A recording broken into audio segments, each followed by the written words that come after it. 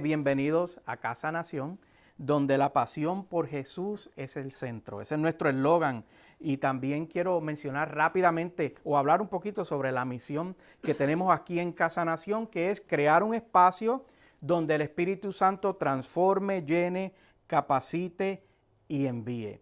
Esa es nuestra razón de ser como comunidad de fe, ese es nuestro norte. Todo lo que hagamos queremos que sea enfocado en eso. Entonces,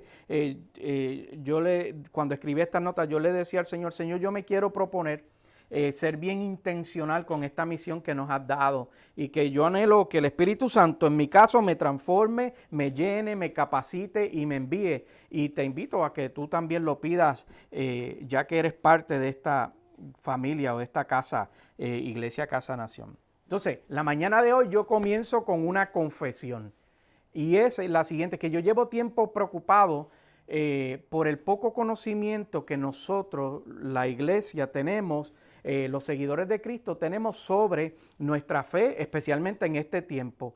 Nos estamos quedando un poco cortos en profundizar en las Escrituras. Y para algunos de nosotros, las reuniones de la iglesia es el único momento que tenemos para profundizar en las Escrituras. Y entonces el problema de esto, el reto que esto enfrenta es que lamentablemente algunas comunidades de fe ya lo que parecemos somos clubes de motivación.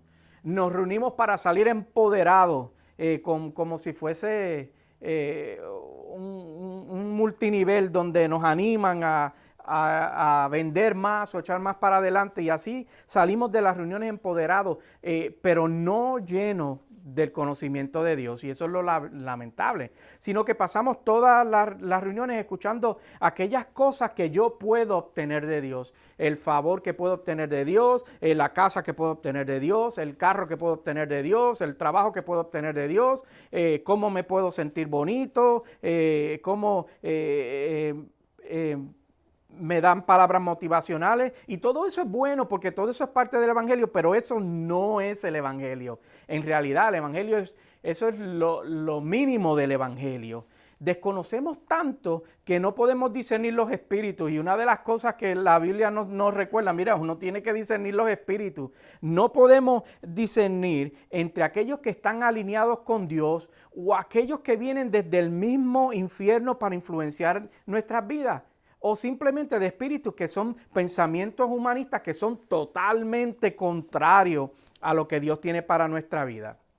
Y nosotros debemos de evitar vivir nuestras vidas como aquel que se atreve a ensamblar, aquel que es lo suficientemente bravo que se atreve a ensamblar un mueble de IKEA, que vino en un mueble grande de IKEA, que vino en una caja de zapatos bien pequeña y no trajo el libro de instrucciones. O aquel que decide ensamblar un set de Spider-Man o del Hombre Araña de Lego de 1200 piezas, pero tampoco trajo instrucciones.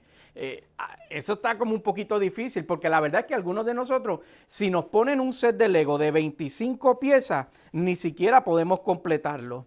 En ninguno de los ejemplos que estoy dando, estos dos ejemplos, es en la intención o el diseño del fabricante. Ese nunca fue el plan del fabricante. El fabricante sabe que para que tú puedas disfrutar del mueble o del el hombre araña de Lego, necesitas instrucciones que son muy específicas para saber qué color va con qué color, qué tornillo va a dónde, cómo alinearlo. De igual manera, así es que opera Dios. Dios piensa de una manera similar. Por eso, hoy quiero hablarles bajo el título El Manual de Instrucciones. Eso es lo que quiero compartir hoy. Así que acompáñame en oración. Padre, en el nombre de Jesús, gracias por esta mañana gloriosa y por la oportunidad, Señor, de presentar, Señor, la palabra. Bendícenos, Señor, bendice esta reunión. Habla nuestras vidas, habla nuestro espíritu, Señor. Tócanos, Señor. Haznos crecer en ti. Haznos ser más intencionales en nuestra relación contigo. Señor, te adoramos, bendecimos tu nombre. Y una vez más te pido que me uses para tu gloria y honra. Por Jesús, amén y amén. Los que seguimos y servimos a Cristo, aceptamos y reconocemos que la Biblia es una colección de libros, de muchos libros inspirados por el Espíritu Santo, Y la intención es que dejarnos saber cuál es el plan de Dios, cómo Dios piensa y cuál es la voluntad de Él para con las personas. Y es cierto que la Biblia no habla de todos los temas. Por ejemplo, la Biblia no dice por qué las frutas cuando se maduran cambian de color. Eso no lo dice la Biblia. Pero sí hay muchos temas que habla la Biblia. Entonces, quiero decir que comenzamos con el fundamento que dice que sobre aquellas cosas que Dios diga en su palabra, nosotros las aceptamos como correctas. Partimos de la premisa que si la Biblia, Dios está hablando y da una instrucción específica, esa instrucción debe de ser completa, efectiva y debemos de seguirla. Y ya sea que tengan que ver con temas de matrimonio, el hogar, los negocios, el estilo de vida, la crianza de los hijos, cómo nos comportamos en la sociedad, nuestra espiritualidad, la eternidad y sobre todo el plan de redención que tiene Dios para con nosotros. Así que si Dios habla algo, nosotros no debemos de considerar lo opuesto a lo que Él dice. Debemos de aceptar lo que Él dice como que es veraz y como que es cierto. Y nosotros en nuestro caminar de fe y en nuestra conexión con Dios debemos de entender que esto es importante. Porque lo que tú crees es autoridad en tu vida. Y todo lo que sea autoridad en tu vida es tu Dios. Todo lo que sea autoridad en tu vida es tu Dios.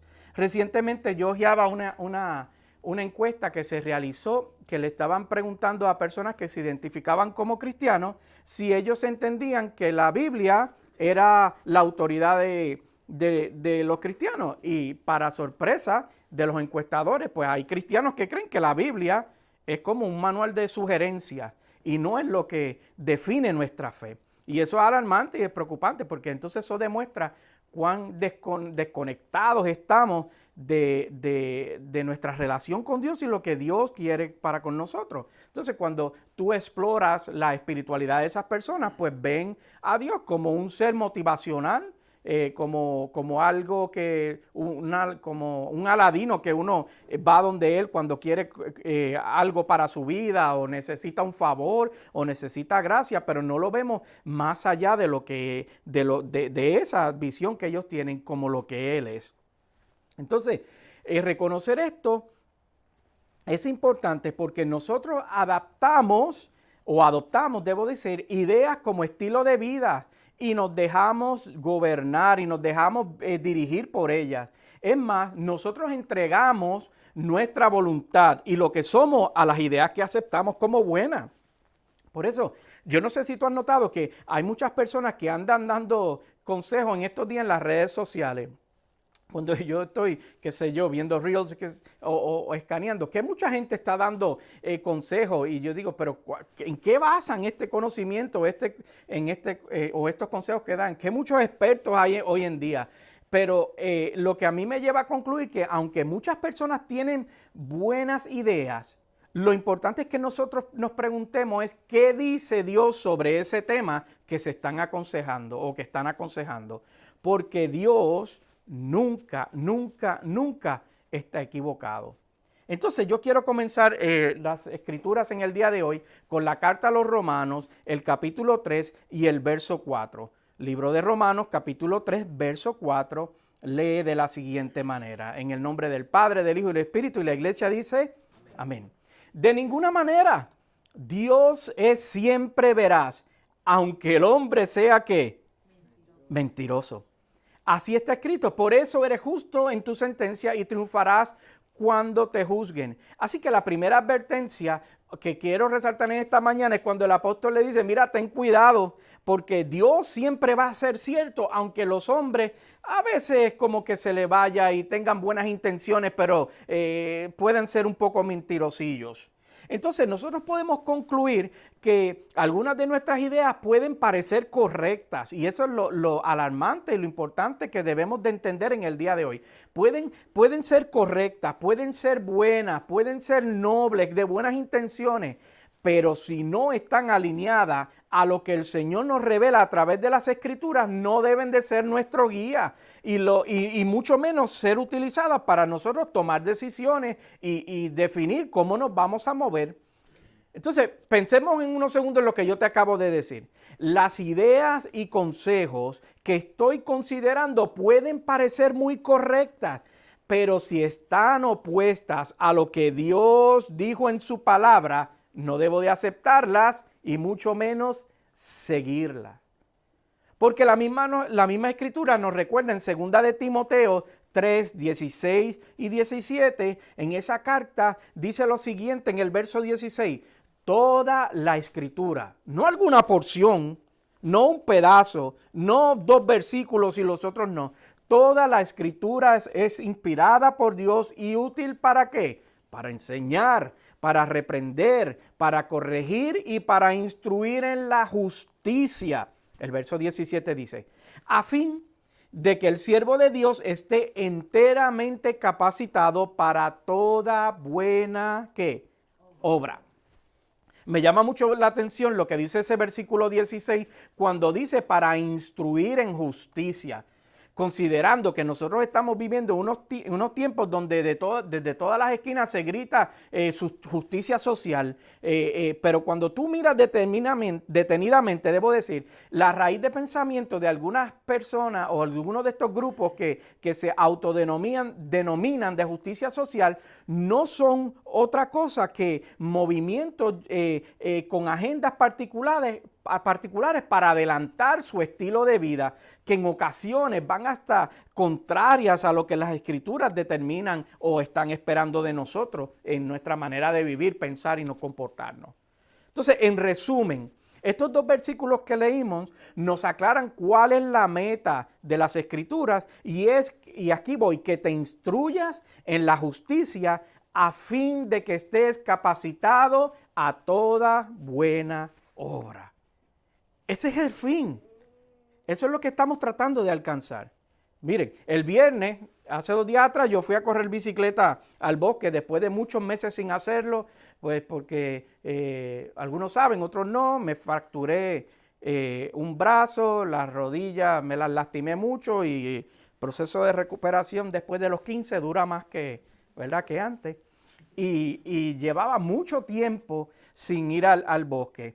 Y tenía mucha expectativa y mucha emoción porque por lo que me iba a encontrar. Cuando llegué a la entrada del lugar donde fui, titubeé por varios segundos porque estaba tratando de identificar por dónde lanzarme o por dónde entrar, porque la entrada a esa vereda en particular es como una caída pequeña pero rápida, eso es así, y tú sales como un poquito disparado. Y entonces empecé a ver eso y como que no lo recordaba y me dio un poco de nervios y me dio como preocupación y decía, ¿qué tal si yo entro mal y me caigo, verdad? Esa era mi preocupación y yo dije, todavía el brazo está lastimado, las rodillas me duelen, ya ni me puedo arrodillar porque se me inflaman las rodillas. Estaba como muy preocupado. Entonces yo dije, bueno, aquí voy, me lancé al vacío y entré a la vereda, como que cerré mis ojos y me dejé ir.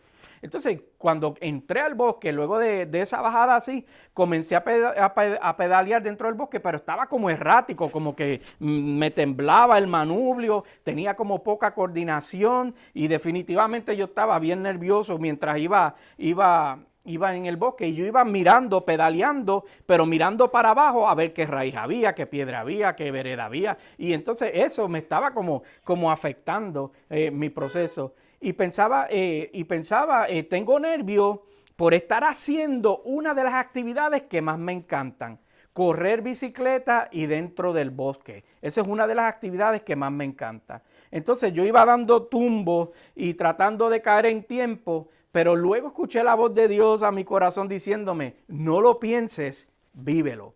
No lo pienses, vívelo. No lo razones mucho, deja que tus experiencias pasadas te guíen. Y de repente ya yo dije, bueno, Señor, aquí vamos, en nombre de Jesús, te voy a obedecer. Y de repente ya no estaba pensando en técnicas de cómo pedalear correctamente o qué cambio poner la transmisión para que se moviera mejor. Como que poco a poco ya dejé de temblar en la bicicleta, ya iba más coordinado y comencé a poder levantar mi mirada y empezar a ver las hojas, a escuchar los pájaros que estaban cantando, a ver el lago que pasaba por el lado, los colores del otoño, los sonidos que hace el bosque en otoño, porque cuando tú corres la bicicleta, están las hojas secas, sonido particular que hace rompiendo las hojas, eso es otra cosa. Y todo cambió, lo que quiero decirte. Ya el nerviosismo que tenía se había acabado, no había nerviosismo, no había preocupación, sino conexión. Y pude empezar a hacer lo que yo hago cuando voy al bosque a correr bicicleta, y en el mismo momento de adoración y reflexión y conexión con el Señor. Y pude allí cantar sin que nadie me juzgara, usted sabe, y pude orar y hablar con Dios y admirar la naturaleza. ¿Y qué es lo que yo acostumbro a hacer cuando corro bicicleta dentro del bosque? Pero así es con las Escrituras. Así mismo, solo hay que comenzar a sumergirse en ellas y dejar que el Espíritu Santo se encargue de guiarte y de mostrarte qué es lo que Él quiere para tu vida. Por eso hoy quiero rápidamente compartir 4 puntos que nos hablan del poder que tienen las Escrituras en nuestra vida. 4 puntos que nos hablan del poder que tienen las Escrituras en nuestras vidas. Y no estoy hablando del libro, un libro impreso que posiblemente usted tiene en su casa o del libro digital que utiliza en su iPad, en su teléfono, donde quiera que lo tenga. Estoy hablando del Espíritu que se manifiesta a través de ese papel o ese aparato electrónico donde usted tiene su Biblia.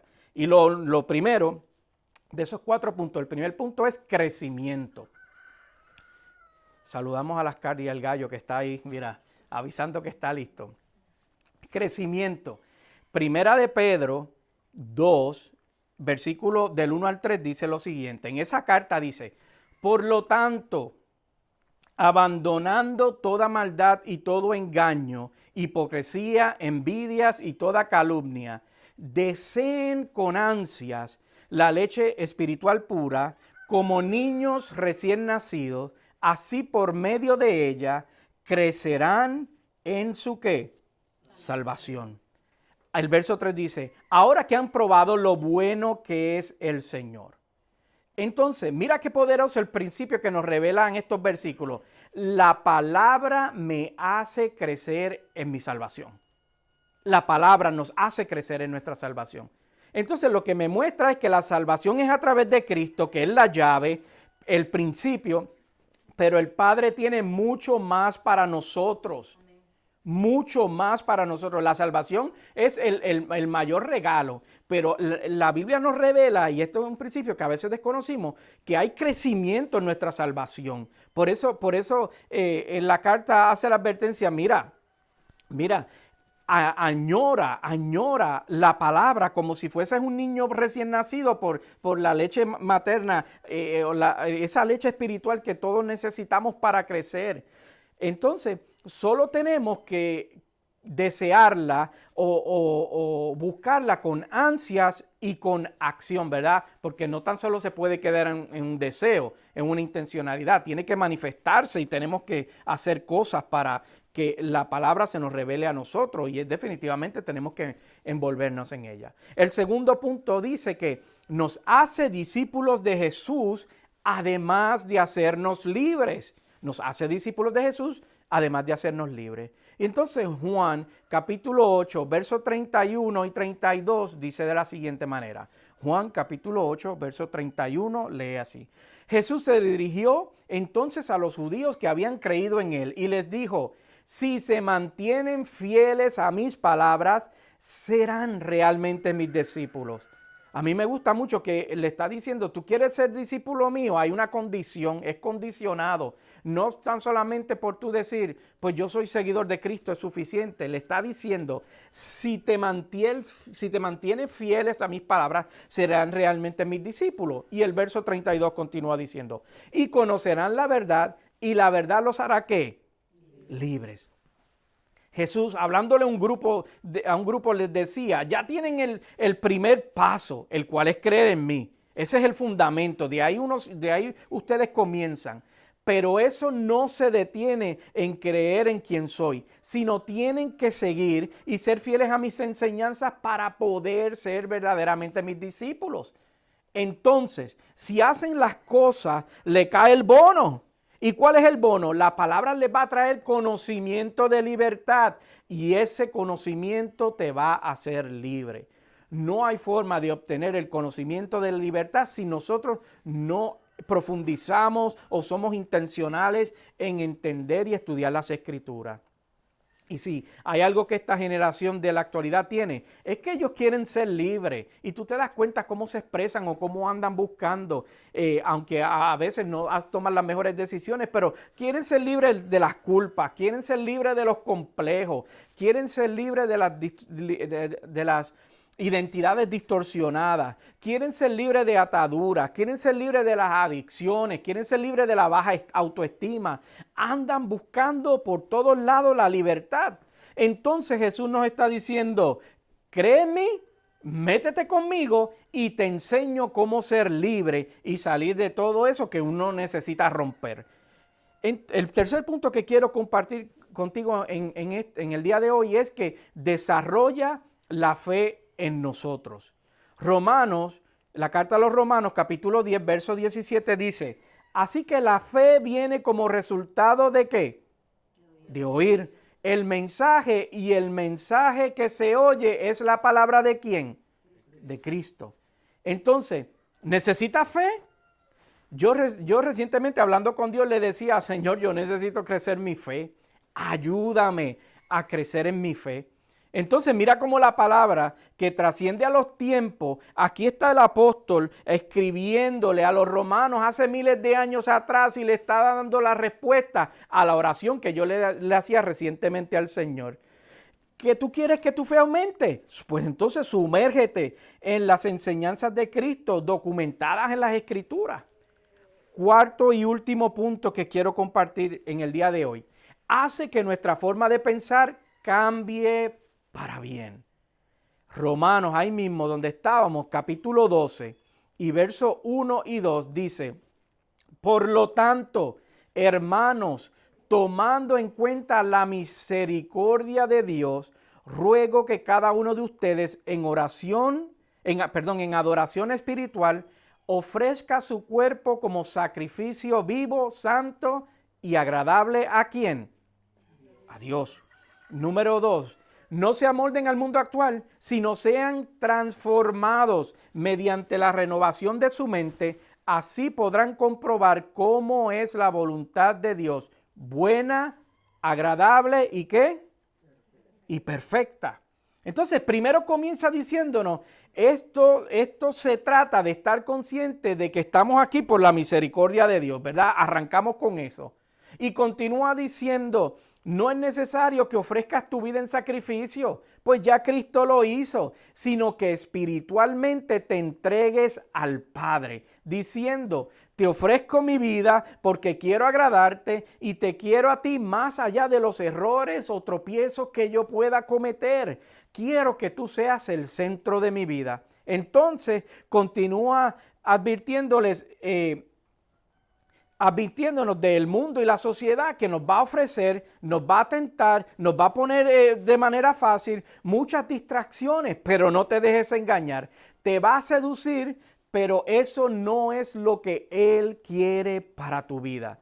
Sino lo que quiere para tu vida es renovar tu pensar, es renovar tu creer, y comenzar a ver las cosas como Dios quiere que las vea. Él quiere transformar tus pensamientos. Y si lo haces, ese verso concluye diciendo que vas a poder ver cuál es el deseo del Padre para ti, que es bueno, agradable y perfecto. Puestos de pies. Aleluya.